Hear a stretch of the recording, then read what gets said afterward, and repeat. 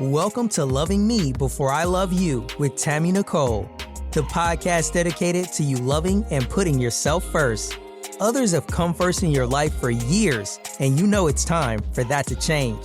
You're about to be empowered to set healthy boundaries, confidently have hard conversations, unapologetically put yourself first, and live the peaceful life you deserve. Remember, self-love is essential, and loving yourself sets the stage for every other love in your life.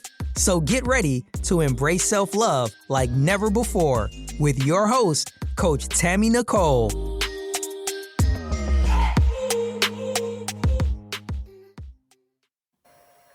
Hey. Welcome to Transformation Tuesdays over at Loving Me Before I Love You.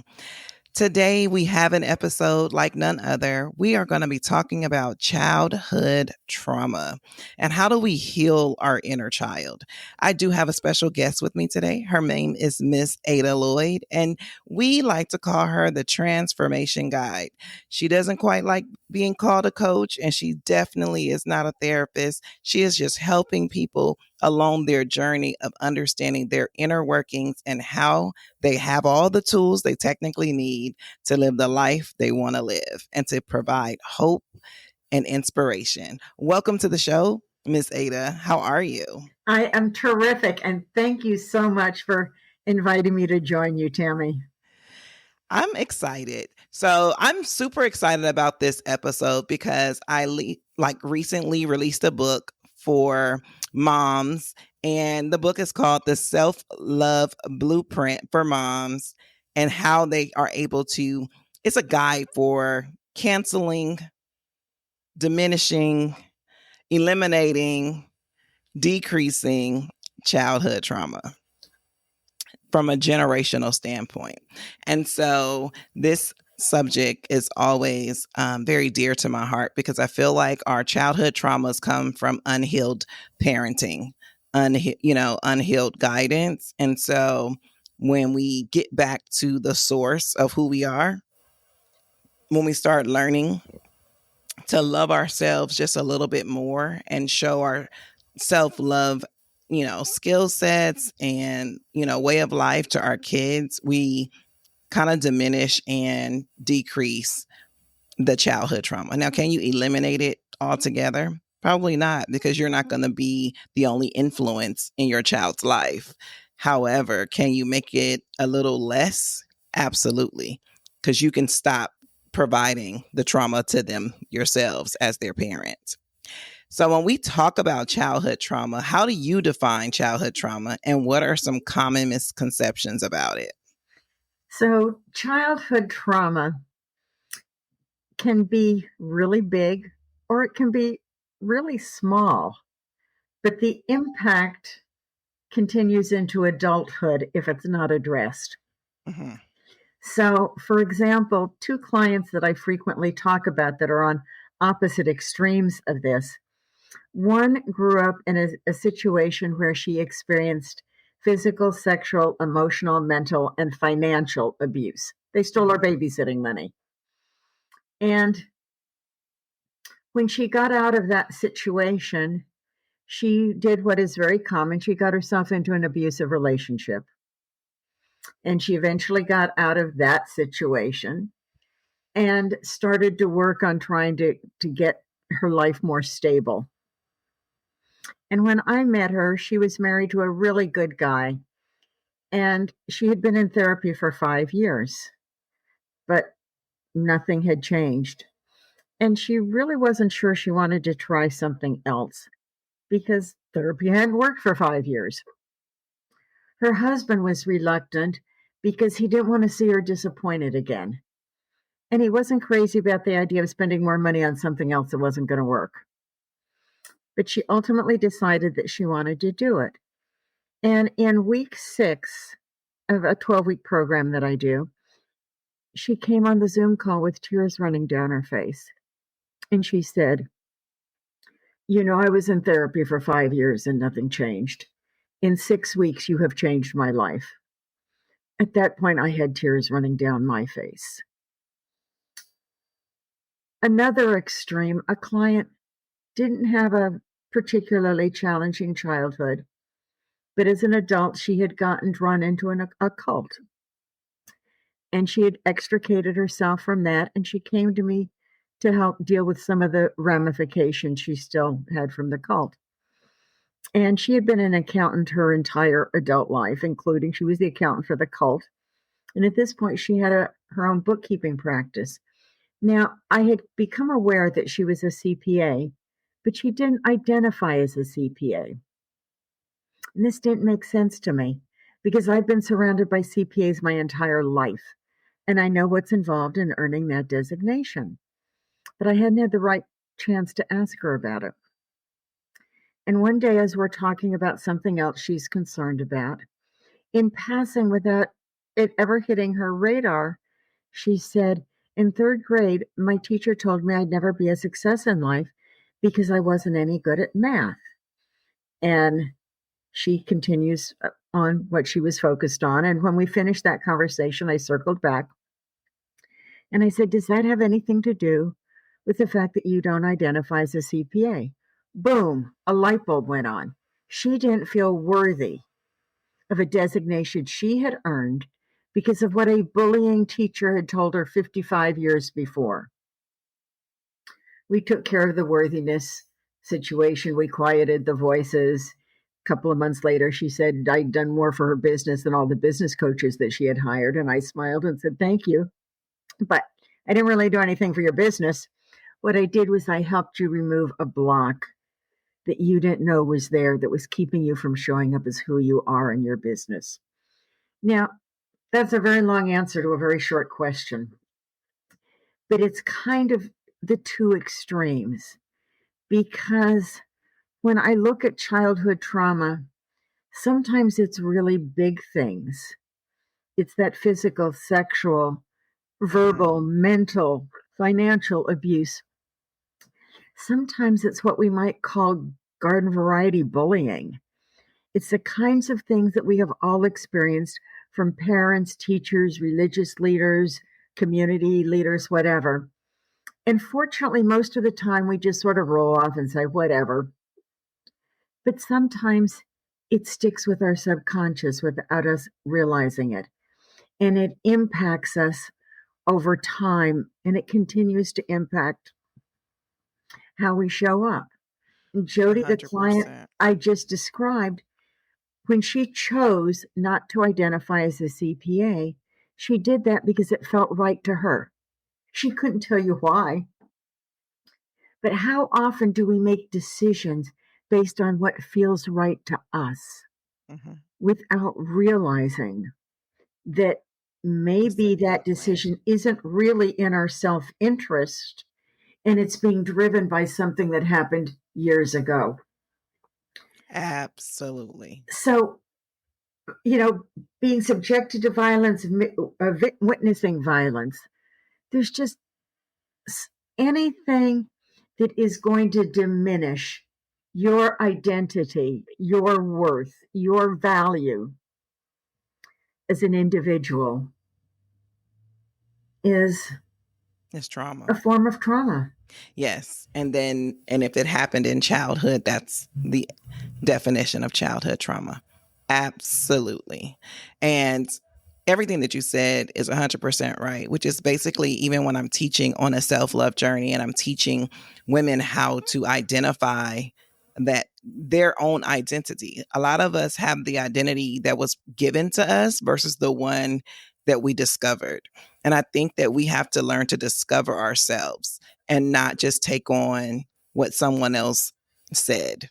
What they told us we are going to be, what they told us we should do, what they told us, you know, where we can go. We have to stop taking on other people's identity and calling it our own, because that's basically what we do. We literally, oh, you can't do this. And then now I believe it now because you said it, and you are of authority or of high regard in my life. And so now I've embodied it, and now it's my thought versus the thought you planted. And so we walk around believing something we never really believed to begin with, that would have never crossed our mind if somebody else didn't say it. One of the things that I will talk to people about as a part of this kind of a conversation is when you were a newborn baby and the nurse was cleaning you up to give you back to mom, you weren't thinking, I'm going to be a failure in life. I'm never going to be able to do anything right. Those feelings don't originate from within us.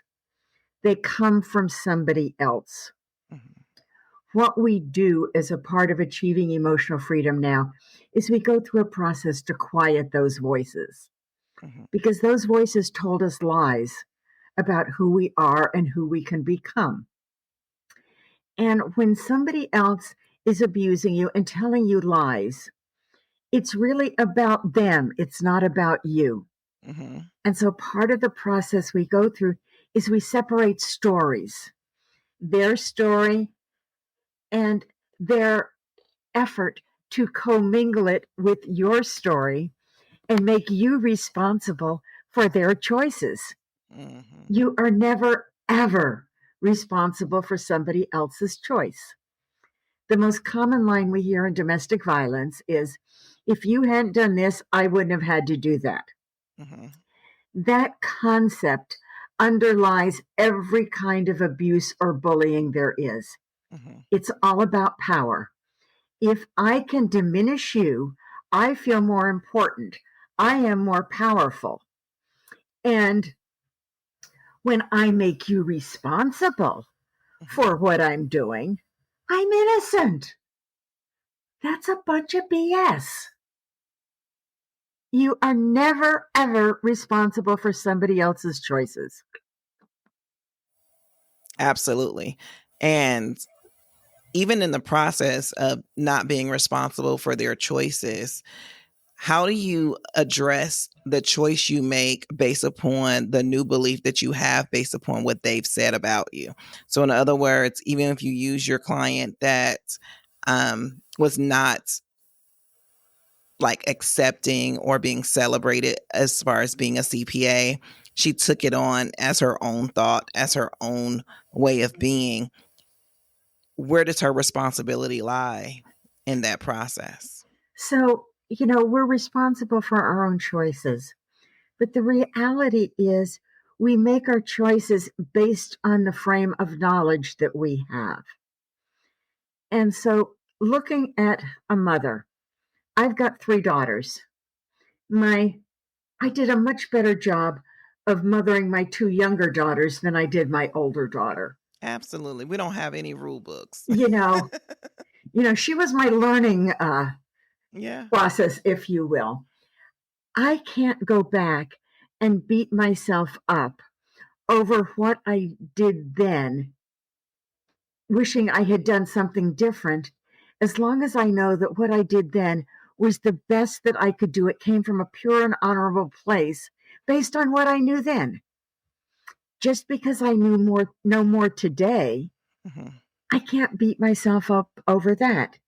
Mhm. So taking that into the context of your question, yes, we are responsible for the choices that we have made and we are living with the consequences of them. There's a quote from Stephen Covey that I love. He said, I'm not a product of my circumstances, I'm a product of my decisions. Every one of us have circumstances that were never on our bucket list. It happens. It's called life. Yeah. It's our attitude and our actions.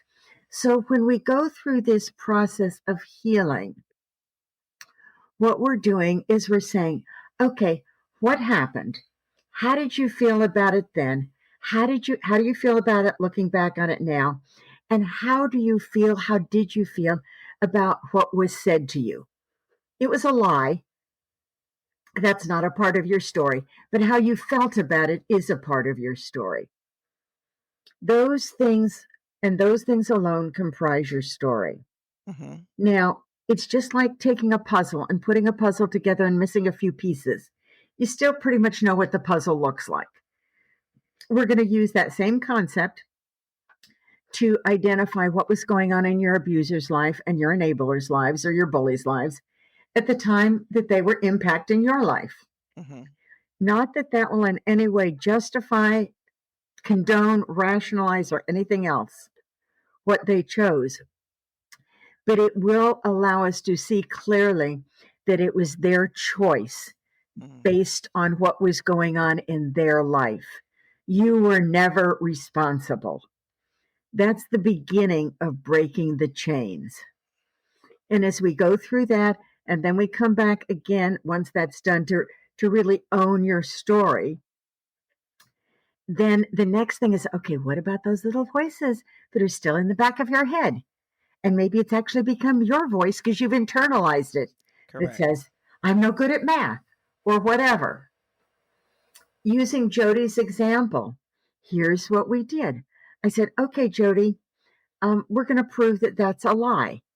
Now, I'm going to ask you some questions. How did you do in math in high school? Well, I got all A's. Okay, good. How did you do in math in college? I got all A's. Oh, okay. Are you a CPA? Yeah. Now, I understand that only about 15% of the people who take the CPA exam pass all 4 parts the first time. How did you do? I passed all 4 parts the first time. Oh, have you ever bounced a check? No. Okay, you come up with 5 more. We have 5 definitive things right now that prove it's a lie. And I don't remember her teacher's name, but let's say it was Mrs. Jones.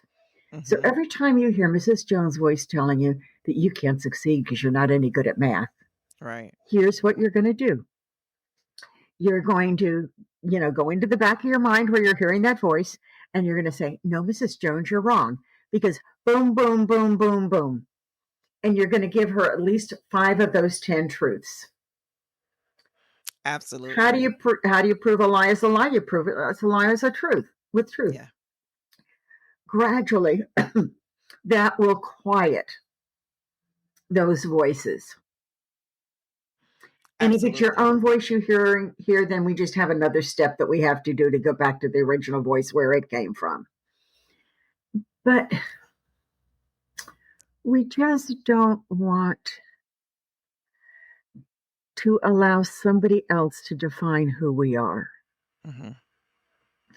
And when we allow them to continue to do that, it's basically a form of self-abuse because we're perpetuating the lies that we were told in a way that diminishes who we are. Now, we know that abuse is generational. You made reference to that earlier. Yeah. When we heal somebody who is the victim of abuse, we break that chain so that another generation doesn't suffer. Correct. That's why I'm the emotional chain breaker. That's what I do. That's what I'm passionate about. And the reason I'm passionate about it is it's my story. And I know the difference between living in the darkness of pain and the light of joy and emotional freedom. And I don't want to see anyone living in pain when I know there's an option. What was your first epiphany that you needed to break the chain? I'm sorry, I didn't hear that. What was your first epiphany that you needed to break the chain? So, growing up when I did, it was long before it was on the public radar. Nobody talked about child abuse. Nobody talked about child sexual abuse. Nobody talked about incest. So as a child, you think you're the only one, so there has to be something wrong with you. And I had a plan A to escape, which was to go live with an aunt and uncle, and I couldn't tell them why, and they said no. Plan B was to finally tell my mother what was going on. I had dropped a gazillion hints and hoped she would do something, and I wanted her to say, oh, I'm sorry, I'll kick him out and, everything will be okay. And instead she said, your father really didn't do anything. He just wanted to be close to you. And I very graphically told her that that was not the case, but she couldn't accept it. Plan C was I got myself on a college campus 2,500 miles from home 1 month after my 16th birthday. It was a socially acceptable way to run away. And that was the start. At that point, I had physical safety, but I brought all the emotional crap with me. And a few years later, I received a life-altering epiphany. It said, You are not responsible for your father's choices, but you are responsible for how you allow them to impact your life as an adult. There's still no resources there, but that started my journey into the self-help arena. And I would look at a principle and say, that's so promising. Let me try it. And if it worked, I'd put it in my basket and keep it. And if it didn't, I would toss it and look for another principle. Over time, I had a basket of principles that weren't connected. And eventually, I had to start connecting them. And a really pivotal thing happened. It was just before these sorts of issues hit the public radar, maybe a year or two before that happened. And on a Monday night, the leader of my local church congregation called me and said, I want you to speak in church on Sunday. And I said, fine, I'm thinking faith, hope, charity, no big deal. Now, at this point, I'm a single mom with 3 kids, one of whom is making horrible life choices. I've got my own business. And he said, you have more stress in your life than most people do, but you seem to handle it better than most people do. I want you to speak about how you handle stress from a gospel perspective.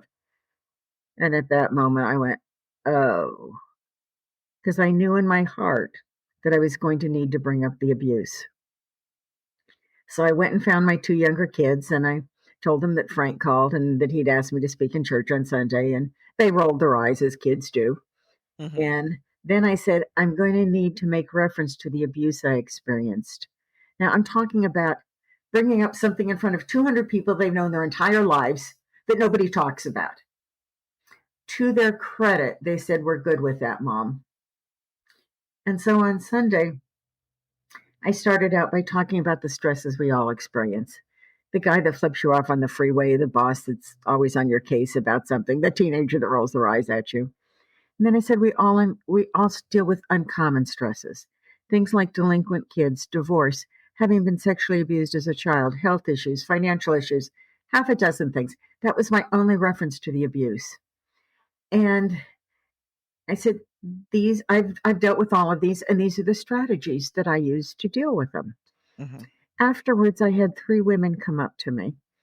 2 of them individually laid their head on my shoulders, and amidst their tears whispered, I thought I was the only one.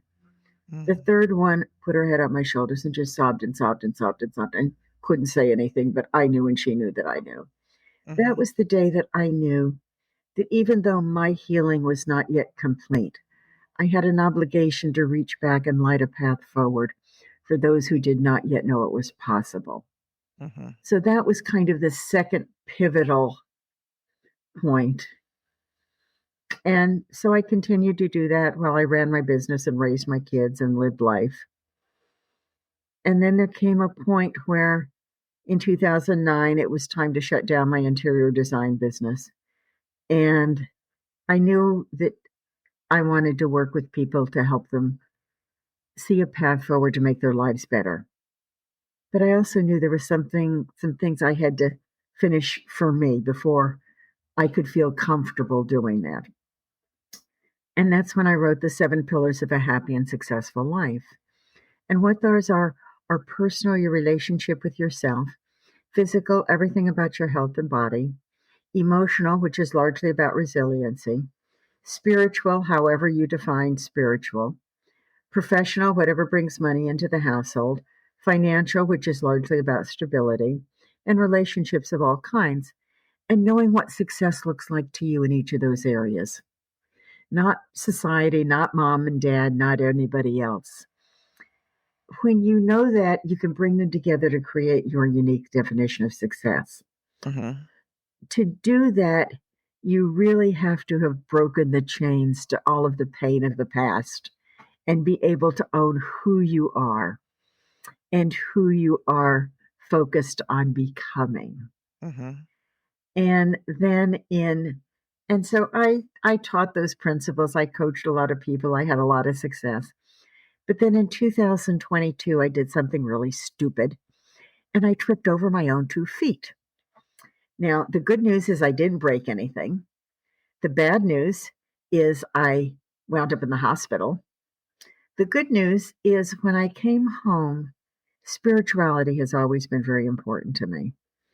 And I felt a very clear prompting to tear apart everything that I had done and create something new, taking pieces from different things, bringing in new things, and I very clearly felt the hand of God in the process of doing that. Mm-hmm. And that's when I created Achieving Emotional Freedom Now, which is the program that the woman who had experienced all kinds of abuse went through that I described earlier. Mm-hmm. That was a fourth pivotal point for me because since then I've seen miracles. I've seen I've got one woman I'm working with right now. She was in therapy for 20 years for depression. In week 2, she told me that she felt her depression lifting for the first time. We're now in week 8 and she's a different person. And those are the miracles that bring me so much joy. Her That's depression awesome. went back to abuse she experienced in childhood. Yeah. Wow, today's episode is a good one. I know you're enjoying it, and we'll get back to it shortly. Just wanted to take a quick break to let you know that Tammy would love for you to share any questions, comments, or topic ideas you have with her. All you have to do is send them to her in an email to podcast@IamTammyNicole.com. Thank you, and without further ado, let's get back into today's show.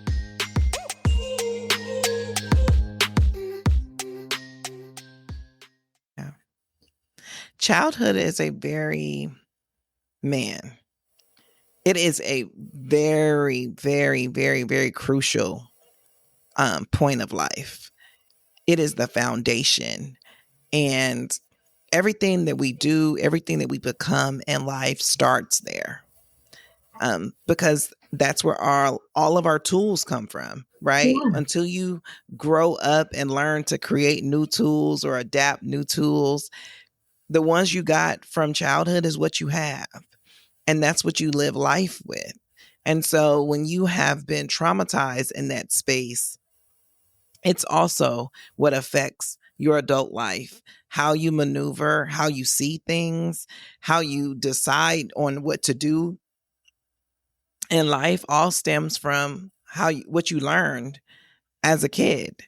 And so when we are constantly bringing trauma to children, you are really creating traumatized adults. What we grow up with is our normal, unless we choose to do something to change that.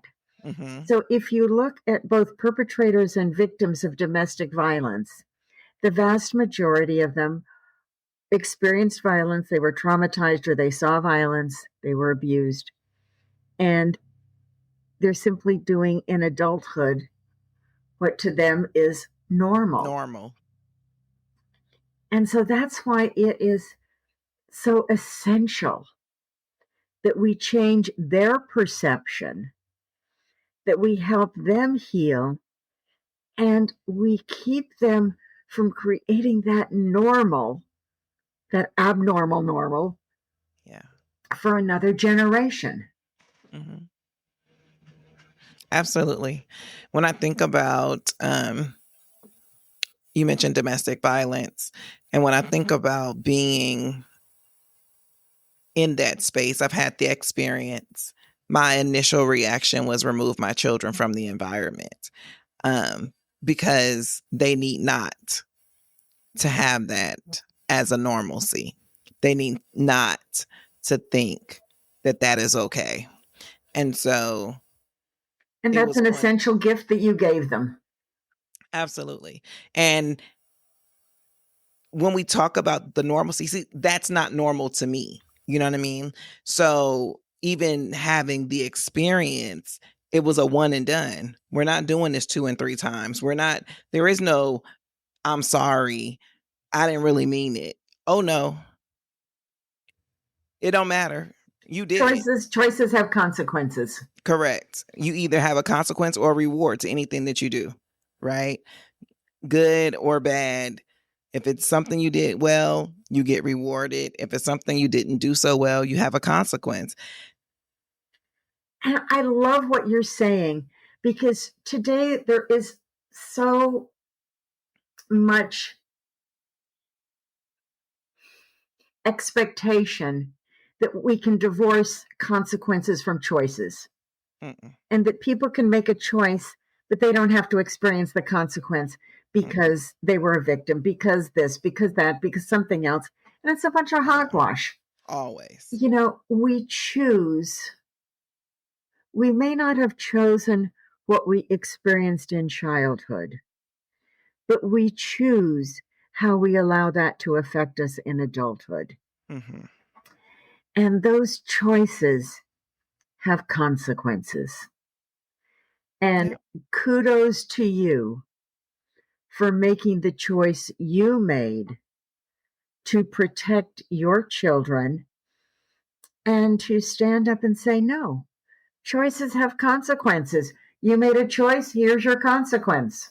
Yeah, absolutely. There's no looking back. It is. So when I think about how do we heal from childhood trauma, you gave great tidbit on the process of understanding your story, because I'm really big on rewriting it, right? If you have a book and it has several chapters, your life is a book.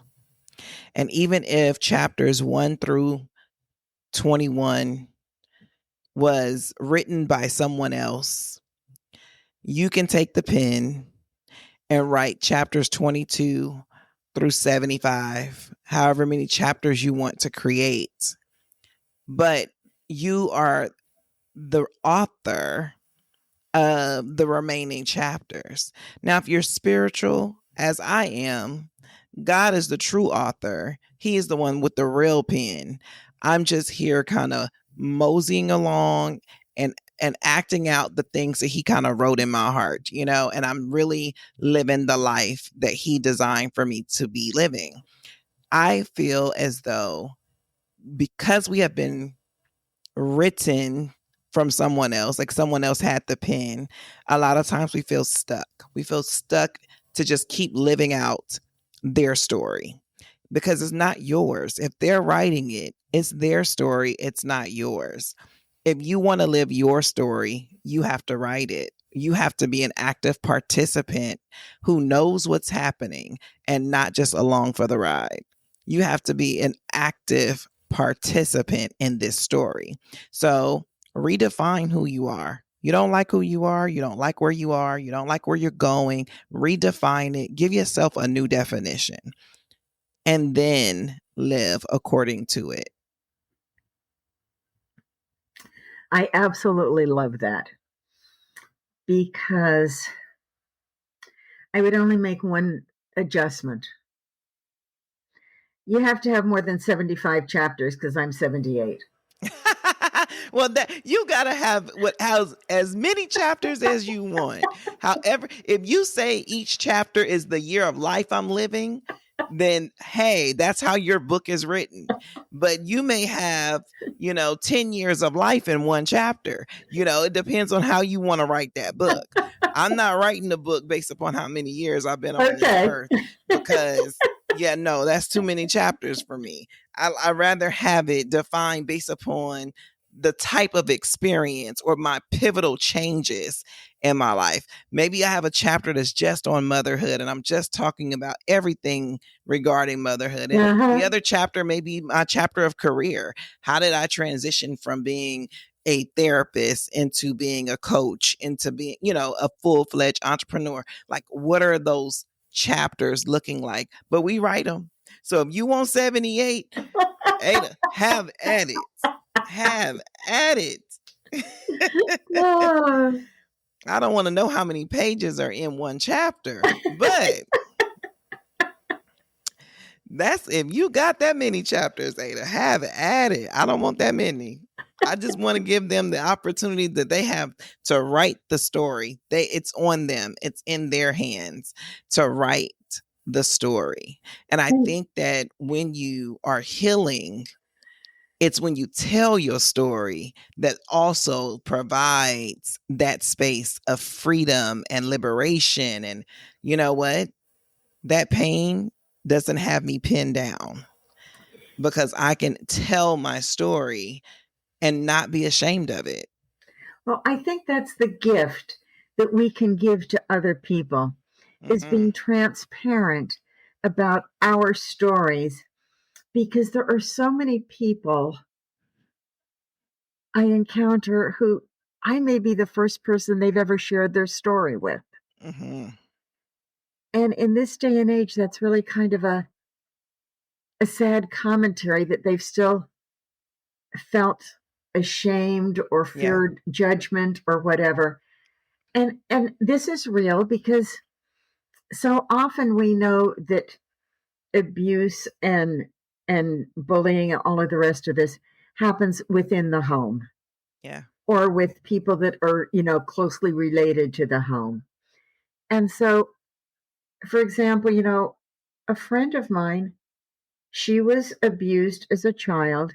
She tries to bring it up to her family today because she's still dealing with some issues. Mm-hmm. And their attitude is very common. It wasn't that big of a deal. Get over it. Quit Yeah. being a drama queen. Why are you gotta? And so part of what is essential for me and what I do, and I suspect for you also in what you do, is validating their experience Yeah. and encouraging them that they have the right to own that experience and to honor their feelings. And it doesn't Mm-hmm. matter what anybody else has to say. Absolutely. Absolutely. And to be completely honest, when it comes to sharing the information with those who were either participants or bystanders, I don't go with the go share your story with Mm-mm. them because, like you just said, most of the time they're in denial. They don't remember it the way that you remember it. They're going to finger point back to you. I say tell your story to those that resonate with it. Tell the story to those that are experiencing it, that you have, grown past certain things, and then write a book. Put in a book. They're going to read it one day. You're going to, and maybe when they read it, because things are always different based upon how it's received and also how it's provided. So when someone feels instant, and I mean instant deflection, instant defense mechanisms because of a story, they honestly are showing you in that moment that they agree. You just missed it. When they go defensive real fast, when they immediately defend their position and they immediately like deny your look at me, I can't speak. When they deny the accusations that you are saying, they know it's the truth. Well, it's To a me, that manifestation of their guilt. right. It's immediate though. And it's like, oh, so for you, the one who's sharing, what it should really tell you is okay, they are technically in agreement. They are just too scared to say it. They are too scared to Or too admit it. guilty because they didn't do something at the time. They didn't do their portion, but they're scared. They're technically admitting it without saying a word. That's where we get, when you own your story and you separate it out from other people's stories, Mm-hmm. that becomes so free. Because one of the things that bullies and abusers and that are absolute masters at is commingling their story with your story to Yeah. make you feel responsible for their choices Mm-hmm. because you did X, Y, this, you wore that, you Yep. said this, you went there, whatever it is. Yeah. No. And once you break those chains, and recognize that that was about them. There's an incredible sense of freedom, and with that freedom comes healing. Absolutely. Absolutely. And the way you don't transcend the trauma is to get the healing. And if you've already passed down a few of them because it's like, oh my goodness, I didn't know, you know, you can stop it in its track now and do something different. You don't have to keep. Yeah. Yeah. So whether it's the big stuff or the little stuff, when it's impacting who we are in the present, it's cheating us. It's cheating the people that are in our lives. It's cheating the world because it's keeping us from showing up as who we truly are, as Yeah. who we truly can be.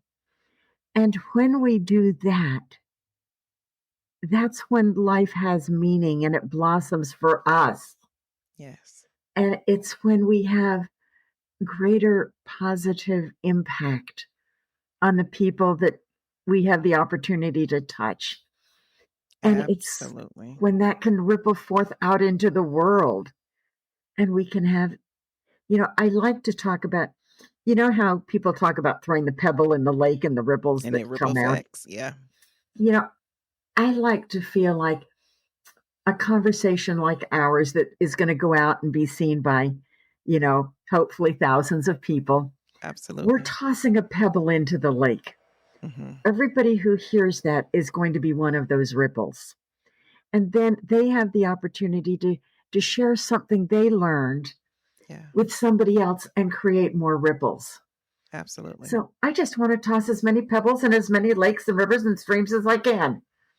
Absolutely. That is my ultimate goal as well, because I literally work with women who are super successful and still empty inside. So they have gained all the notoriety, they have gained all the financial stability, they have lived a life of luxury, yet still lonely, still miserable on the inside because they don't know who they are. They chose all of these different avenues of life based upon the success that they wanted to achieve, but they didn't choose them. There's another Stephen Covey story that I love on this point. He talks about, and we all know people like that. They're successful by the world standards, but they get Mm-hmm. to the top of the ladder and they look around and like, is that all there is? He talks about climbing your ladder of success and getting to the top of the ladder to find out that there was nothing there that you wanted. Yeah. And because your ladder was leaning against the wrong building. Yeah. I And you talk were about, climbing somebody else's ladder most of the time because it yeah, wasn't really what you wanted. It was just, it looked appealing. It looked like this is the direction I should go. Or somebody told you, don't go to school and major in dance. We know you like dance, but dance is not going to pay the bills. And then you go major in, business, or you major in law, or you major in medical, biology to go be a doctor, and you're doing all of these things, and not that what you're doing is not worth anything, because it is, but it's also sacrificial for who you are. so my thing is, I talk about those 7 pillars of a happy and successful life. That's your building. Mm-hmm. So when you climb your ladder of success, it's leaning against your building.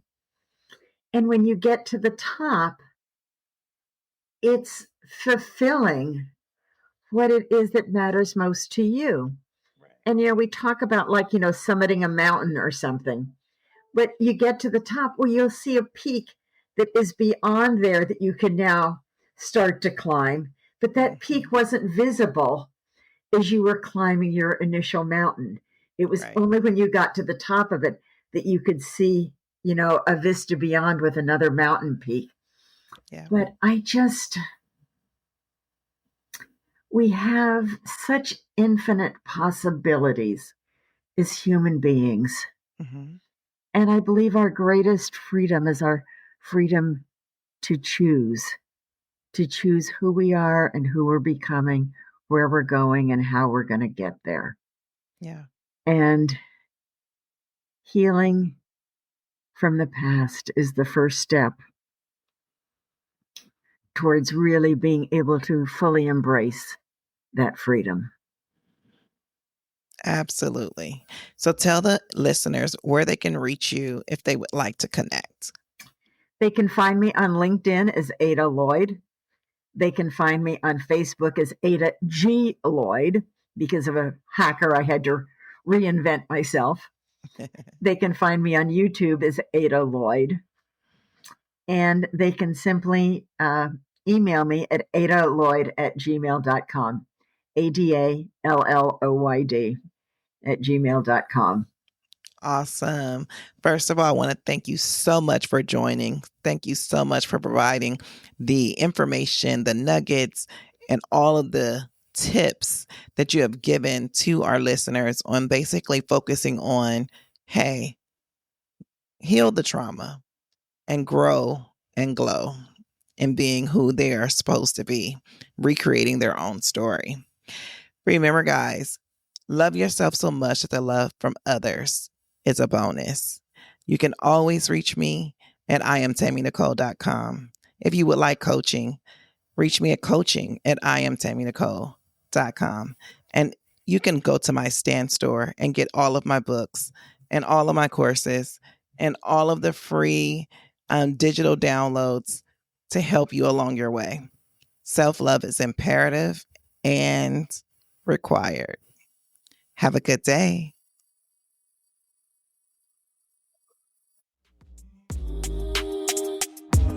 That's a wrap on another episode of Loving Me Before I Love You.